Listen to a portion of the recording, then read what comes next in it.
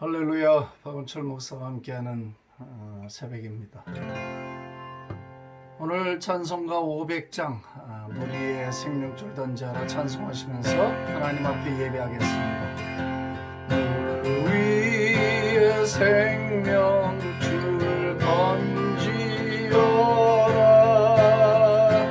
누가 저 형제를 구원하랴. 우리의 가까운 형제이니 이 생명줄 누가 던지려라. 생명줄 던져 생명줄 던져 물속에 빠져간다.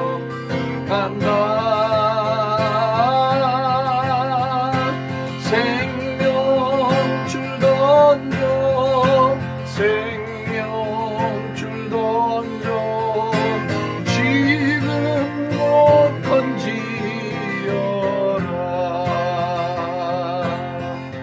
더 빨리 생명줄 던지어라. 형제여 너 지치지 않아. 보아라 저 형제 빠져간다. 이 부조선 타고서 속이 가라네. 생명줄 던져 생명줄 던져 물속에 빠져간다.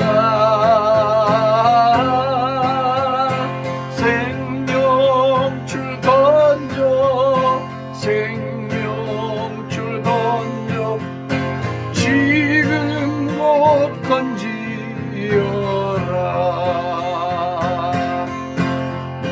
어서 생명줄 던지어라. 저 형제 지쳐서 허덕인다. 시험과 근심에 거센 풍파 저 형제를 휩쓸어 몰아간다. 생명줄 던져 생명줄 던져 물속에 빠져간다. 생명줄 던져 생명줄 던져 지금 못 던지어라.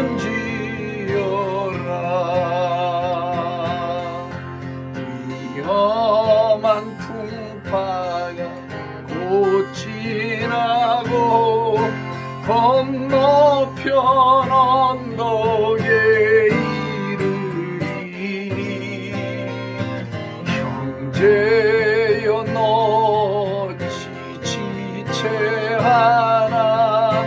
곧 생명줄 던져서 구원하네.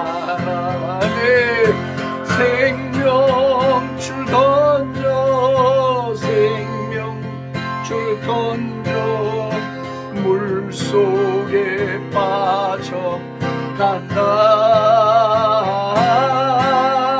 생명줄 던져 생명줄 던져 지금 못 던지어라. 생명줄 던져 생명줄 던져 물속에 빠져간다. 생명줄 던져 생명줄 던져 조국을 건지어라.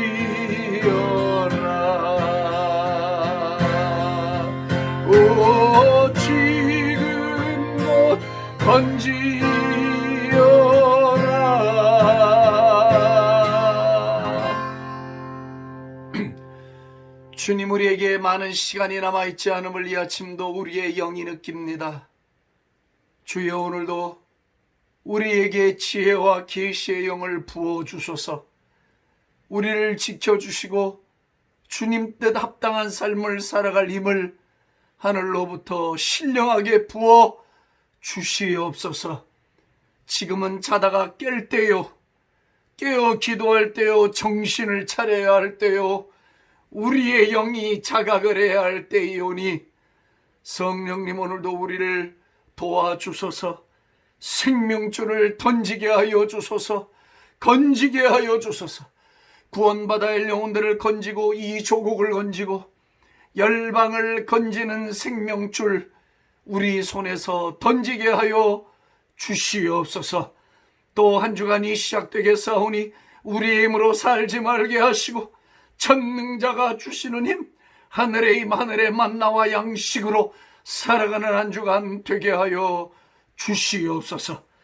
할렐루야. 모든 영광을 주께 올리고 예수님의 존귀하신 이름으로 기도합니다. 아멘, 아멘, 아멘. 할렐루야. 오늘 하나님의 말씀은 제가 고린도전서 13장 말씀을 잠시 같이 보겠습니다. 고린도전서 13장을 같이 찾겠습니다. 13장 4절서부터 7절까지 4절부터 7절까지를 우리 한 목소리로 같이 읽겠습니다. 사랑은 오래 참고 사랑은 온유하며 시기하지 아니하며 사랑은 자랑하지 아니하며 교만하지 아니하며 무례히 행하지 아니하며 자기의 유익을 구하지 아니하며 성내지 아니하며 악한 것을 생각하지 아니하며 불의를 기뻐하지 아니하며 진리와 함께 기뻐하고 모든 것을 참으며 모든 것을 믿으며 모든 것을 바라며 모든 것을 견디느니라. 아멘. 할렐루야. 제가 그 하늘과 조금 더 거리가 가까운 산 위로 금요일날 이사를 했습니다. 하나님의 큰 돌보심 가운데 공기가 좋은 산자락으로 이사를 왔습니다. 아직 짐 정리도 덜 돼 있고 환경은 어수선하지만 오늘 또 말씀 앞에 여러분들과 같이 서게 됐습니다. 사랑은 다양한 얼굴이 있어요. 사람들은 사랑을 하나로 정의하려고 하지만 바울사도는 사랑에는 다양한 얼굴이 존재하고 있다고 말씀을 주시고 있습니다. 사랑은 오래 참기도 하지만 사랑은 온유하기도 하고 사랑은 성내지 않지만 또 사랑은 모든 것을 견뎌주기도 하고, 그런데 오늘 제가 나누고 싶은 말씀은 사랑은 불의는 기뻐하지 않지만 진리와는 함께한다는 말씀이에요. 이 말은 굉장히 기독교인들에게 있어서 행동 방식에 큰 영향을 주는 지침서라고 저는 확실히 말할 수 있습니다. 사랑은 좋은 게 좋은 거고 그냥 모든 걸 덮는 게 아닙니다. 그것은 매우 불손한 사랑에 대한 이해입니다. 사랑은 불의와는 절대로 기뻐하지 않습니다. 불의와 같이 행동하지 않고 불의한 길을 걷지도 않습니다. 아무리 가까운 사람이라 하더라도, 아무리 피를 나는 혈육이라 하더라도 불의와는 함께할 수 없는 게 사랑이 갖고 있는 특성입니다. 그러나 진리와는 언제든지 함께하고 목숨도 바칠 수 있는 것이 사랑의 성격입니다. 그래서 순교자들이 나오는 거예요.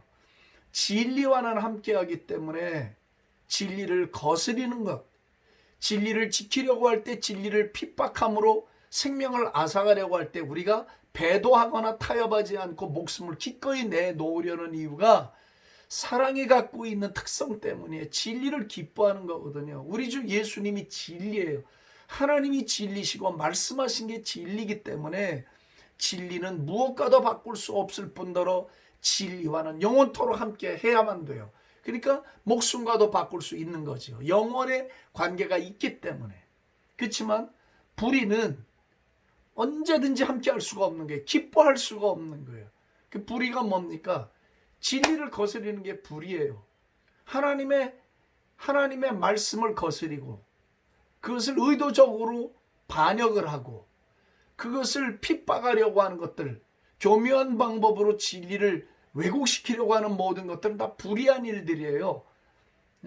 하나님의 그 희생적 사랑이신 그리스도 예수의 도를 저버리고 자기 개인의 어떤 성공과 출세나 이익과 유익을 위해서 진리를 팔거나 진리를 외면할 때 그건 다 불의한 행동들이거든요. 그런데 저는 지금 전 세계에서 벌어지고 있는 이 모든 현상들을 영적 비상사태라고 선포합니다. 지금은 영적인 비상사태입니다. 우남 이승만 박사께서 독립운동을 하실 때 어떤 글을 써서 동포들을 깨웠느냐 하면은 제가 쓴 책에 나오는데 책 선전 아닙니다. 우리가 신자가 돼서 자기 개인이 안녕을 누리고 복을 받고 편안하게 산다 하여 자기가 몸담고 있는 조국의 운명이 촛불 앞에 등불 앞 바람 앞에 촛불처럼 그렇게 위태위태한데 나라 걱정은 하지 아니하고 내가 하나님 앞에 복을 받아 잘 사는 것으로 평안하고 나태하게 산다면 과연 그 사람이 주님이 가르쳐 주신 십자가의 도를 바로 깨달은 사람이겠는가? 질책을 했어요. 질책이라기보다는 뭐랄까요? 당당한 선지자의 소리를 나는 냈다고 보는 거예요. 우리 조상들의 신앙은 매우 격이 높았습니다. 우리가 시대가 바뀌어서 문명이 발달한 것 같고 많은 것이 잘 발전한 것 같지만 사상의 체계는 그렇게 발전한 것 같지 않습니다. 도덕성 역시 마찬가지입니다. 100여 년 전에 진리를 깨닫고 한성감옥 안에서 그리스도 예수를 만나서 그 성서한국이라고 하는 거대한 비전을 하나님 앞에 받을 때 조국은 정말로 암울했습니다. 일제 치하에서 정말 참혹하게 살아가는 백성들이었고 나라였습니다. 힘이 하나 없었던 창녀처럼 찢긴 그런 상태의 나라를 바라보면서 우남이 이승만 대통령은 선포했습니다. 우리가 받은 이 신앙은 개인의 안녕과 개인의 행복에 머무르지 않습니다라고. 우리의 행복과 우리의 평안과 우리의 복은 민족과 직결되어 있음을, 민족이 평안하지 못하고 민족이 쓰러지고 민족이 밟히고 민족이 치이고 민족이 고통을 당하는데 어떻게 개인이 행복하고 개인이 복을 받는 것으로 만족하며 살 수 있겠는가? 그것은 잘못된 신앙이라고 질책하였습니다. 나는 오늘 여러분들에게 정말 가슴 아픈 마음으로 선포합니다. 지금은 우리 민족의 영적인 비상사태입니다. 미국도 마찬가지입니다. 이태리도 마찬가지입니다. 영국도 마찬가지입니다. 나는 다른 나라는 잘 모르겠습니다만은 내가 자라고 신앙의 녹을 먹고 지금 거주하고 있는 내 조국 대한민국, 내가 사랑하는 내 나라, 그리고 내 또 다른 나라, 귀하에서 신분증을 얻은 저 미국, 이 두 나라만큼은 제가 잘 아는 나라라고 말할 수 있고 제가 애정을 갖고 있는 나라라고 나는 정직하게 말을 합니다. 두 나라 내게 다 어머니 같은 나라들입니다. 그런데 지금 교회는 말할 수 없는 어려움에 성도들과 함께 다 절벽 앞에 서 있는 느낌입니다. 여러분들 혹시 저에게 이러다 말 거야, 이러고 지나가고 말 거야, 목사님 긍정적으로 말하세요, 그렇게 하실 분도 있을 거야. 아니요, 나는 절대로 동의할 수 없어요. 긍정이라는 말은 국어사전을 들여다보시면 있는 상황을 그대로 받아들인다는 뜻이지 긍정은 희망을 말하는 게 아닙니다. 잘못 쓰고 있어요, 단어를. 긍정적이라는 말은 미래 희망을 본다는 말이 아닙니다. 있는 상태 그대로를 받아들인다는 게 긍정적인 뜻이라는 거예요. 긍정적인 뜻. 왜 이렇게 말도 안 나옵니까? 제가 왜 영적인 비상사태라고 하는가 설명하지 않아도 우리 온 성도들은 이미 다 알고 있습니다. 그냥 내 일신이 평안하고 먹고 사는 일에 문제가 없고 그러면 다 된 것인가?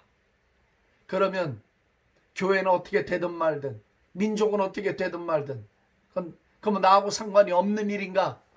긴박감도 못 느끼고 긴장이 없고 어떤 위기의식이 없고 큰절함이 없다면 과연 그 신앙은 정상적인 신앙이라고 말할 수 있겠는가? 아니요.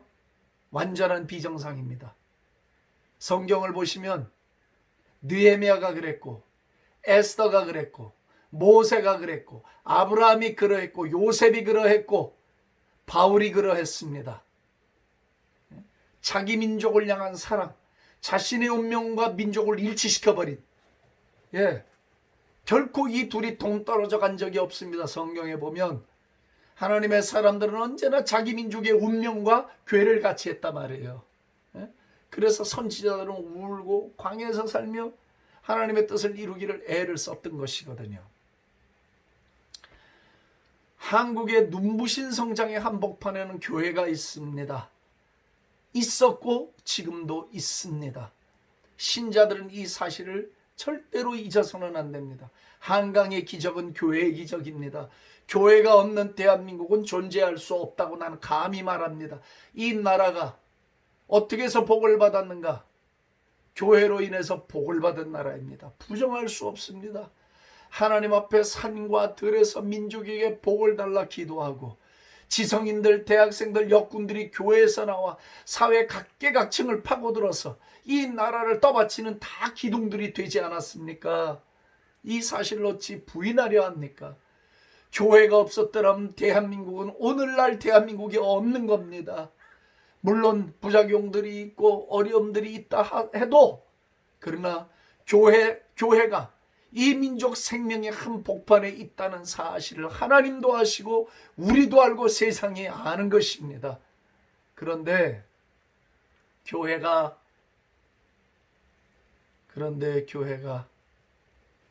우리 스스로가 우리의 자리에서 내려오려 한다는 것이 영적인 비상사태라고 제가 말하는 이유입니다. 주여 저희들을 좀 도와주시옵소서. 조선 총독부가 한국을 강제로 탄압하고 먹어치울 때 그리고 이 나라를 무단 통치할 때 조선 총독부의 3대 관찰지역이 있었습니다. 관서지방이라고 하죠. 황해도와 평안도를 가리켜서 관서지방이라 했습니다. 평북 정주, 평양, 황해도, 안악 이 세 지역을 3대 관찰지역으로 놓고 철저하게 감시하고 핍박해서 무수히 많은 사람들의 고통을 받았고 순교자가 나왔습니다. 왜 조선 총독부는 그 관서지방을 3대 관찰지역으로 구분해서 거길 그렇게 극심하게 다루어야만 했는가? 왜일까요? 그 지역이 가장 열렬한 애국운동의 중심지였고 그리고 민족운동의 중심지였고 독립운동의 중심지였기 때문입니다. 목사님들을 비롯하여 장로님, 집사님들이 민족 살린에 목숨을 걸었던 지역입니다. 조선 총독부가 아무리 봐도 정치인들보다 무서운 집단이 교회였습니다. 교회가 진리 앞에 목숨을 턱턱턱 내놓는 걸 보면서 저들은 기겁하고 질렸습니다. 그래서 가장 먼저 교회를 핍박해야 했고 교회부터 잡아야 했기 때문에 무서운 칼을 교회들에게 들이댔던 겁니다. 정주와 평양과 안악지방은 초기 한국 기독교의 성지 같은 곳들입니다. 가장 강력한 영적인 힘을 발휘했던 부흥의 진원지들이 아니겠습니까? 마귀가 안 겁니다. 일본의 조선 총독부는 우리 한국의 영적인 핵심 터가 어딘 줄 알고 집중적으로 공격을 해서 거기를 잡으려고 했던 것입니다. 이번에 정세균 국무총리님께서 교회 공적 예배 이외에는 소그룹이나 밥 먹는 일도 중지하고 이 일을 어길 시에는 벌금을 물리겠다는 기상천외하고 경악할 만한 발표를 했습니다. 미국의 캘리포니아의 주지사도 똑같은 발표령을 내렸습니다. 찬송을 부르되 크게 부르지 말라고. 미국을 카피했는지 저는 잘 모르겠습니다만은 하나님의 종으로서 저는 입 다물고 그냥 살아도 됩니다. 뭐 될 대로 되라지. 누가 뭐라 하겠습니까? 제 개인적인 선택을. 제가 말을 안 하면 그만이지. 그러나 제가 이 방송을 하는 동안에는 제가 불의한 하나님의 종이 될 수는 없습니다. 하나님의 뜻을 거스리는 일이 세상에 난무하고 있는데도 불구하고 아니다, 평안하다, 평안하다, 그렇게 산다는 것은 양심을 저버리는 행위요, 진리를 저버리는 행위이기 때문에 그 일에는 우리가 깨어나야 합니다. 깨어나야 돼요. 그러면 교회에서 소급을 하지 말라, 밥 먹지 말라. 그 시간이 길어봐야 30분이 되질 않아요. 그러면 국무총리실 사람들은 모여서 밥 안 먹습니까? 점심 안 먹나요? 모여서 커피 안 마시나요? 오늘도 운전을 하고 어제도 운전을 하고 다녀보면 길에 사람들이 20명씩 30명씩 식당이고 커피숍이고 앉아서 1시간 2시간씩 앉아서 먹고 그리고 즐기는 그런 시민들이 많아요. 어떻게 할 건가요? 왜 교회를 범죄의 소굴인 것처럼 몰아가는데 교회들은 침묵으로 일관하고 다 개인적 행동들을 하고 교회가 집단으로 내는 소리, 대표성의 소리가 없다는 것이 너무 안타깝고 교계의 어른들은 왜 침묵하고 계시는지 그것도 너무너무 안타까운 일이에요. 온누리교회 이재원 목사님이 공적으로 선포하셨더라고요. 만일 성차별금지법이 발의가 돼서 통과가 되면 발의되는 순간 여의도 앞에서 시위하는 이재원 목사를 보게 될 것이라고. 제가 참 격려를 했습니다. 기꺼이 동참할 의사가 있습니다. 그러나 어느 한 교회 목사님이 팻말을 들고 시위를 한다고 해서 그것이 무슨 영향력을 발휘하겠습니까? 아예 온 대한민국 6만 교회가 힘을 합쳐서 불의와 함께 할 수 없는 거잖아요. 불의한 일과 함께 할 수 없는 거예요. 우리 눈앞에서 주님의 은총이 머무는 이 나라, 하나님의 섭리가 운행되는 이 나라, 하나님의 뜻을 마지막까지 그 성취해야 할 이 나라에 지금 이런 일이 벌어지고 있는데도 그저 좋은 게 좋은 거다는 식으로 아무런 그런 게 없다면 장차 이 코로나 바이러스보다 더 심하고 어두운 것들이 이 세파 속에 흘러 들어올 때 우리는 과연 진리를 배도하지 않을 자신은 있는가? 자신에게 물어야 합니다. 정직하게 물어봐야 합니다. 그리스도와 함께, 주와 그리스도와 함께 죽을 용기와 신앙은 우리에게 있는 것인가를 나는 정직하게 물어야 된다라고 믿습니다.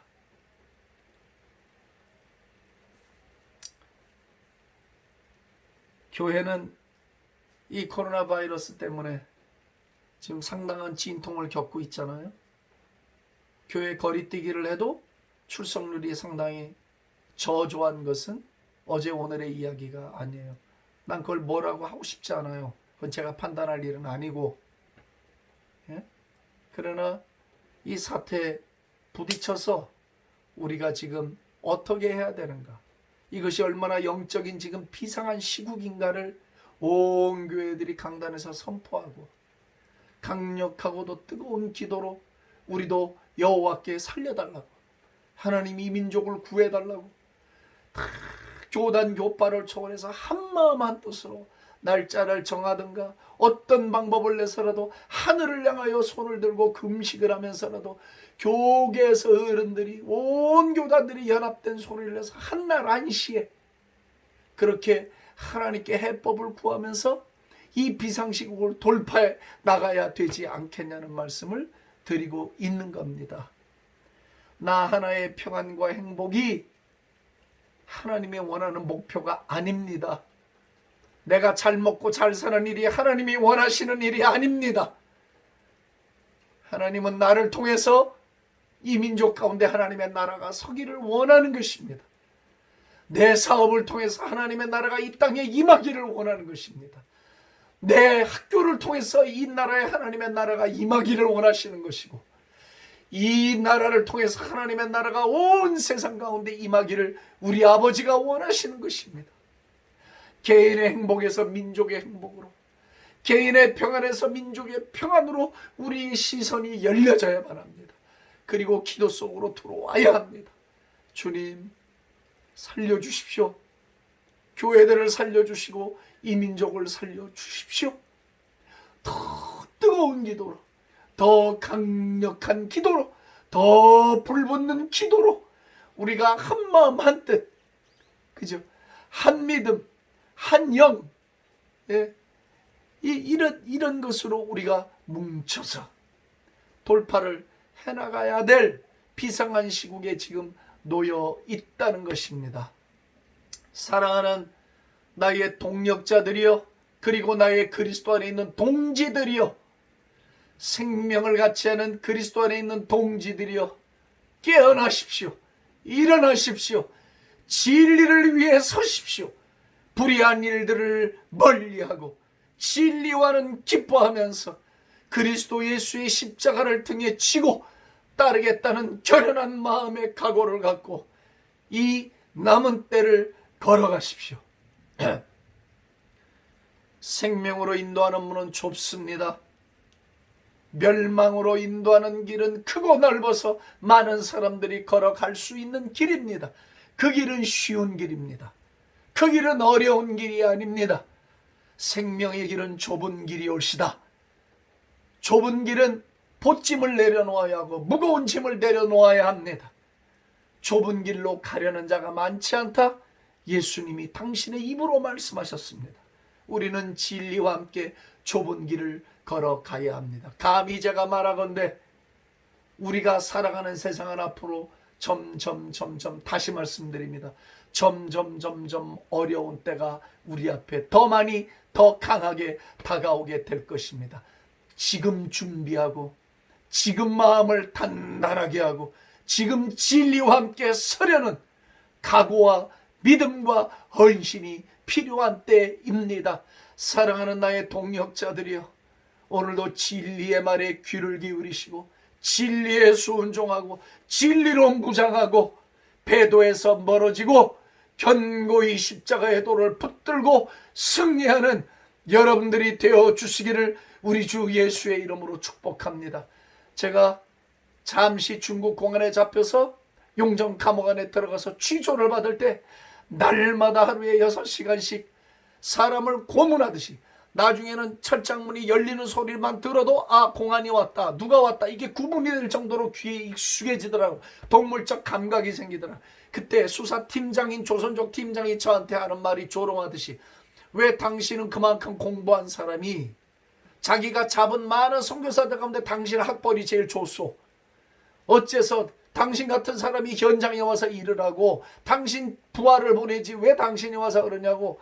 야, 그 사람 이상하게 저한테 질문하더라고요. 그래서 내가 그 사람 눈을 똑바로 쳐다보고 이랬어요. 당신 여기 팀장이지? 그랬더니 그렇대요.